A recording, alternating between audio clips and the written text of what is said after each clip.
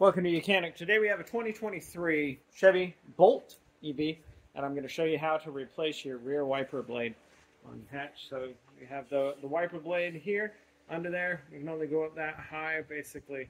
So we need to pop this little cover off.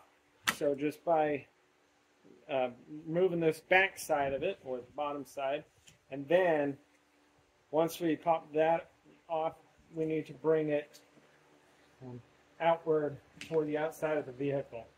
And you want to do that because we have this tab here that goes under there. So that's why we want to bring it this way. You don't want to just pull it straight off because you could break your cover piece here.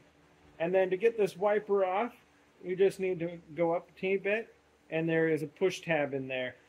And then push that tab in and be able to slide our wiper out and get a new one of these to put in. This is your standard J-hook design to be able to replace it with. So this wiper here is a 10-inch wiper, so when you get a new one, that's what you need, a 10-inch. But your local auto parts store, you give them the information, they'll be able to point you in the right direction of what you need. So then you take your new one. If you have to change anything here, which you most likely won't because of the size of it, then you would just change out the pieces in here.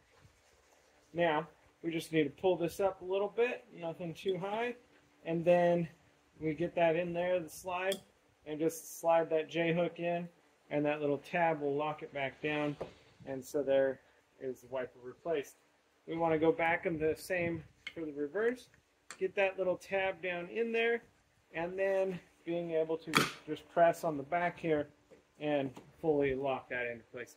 And so replacement of your rear wiper blade on your Chevy Bolt of a 2023. Thanks for watching Mechanic, where you can be the mechanic.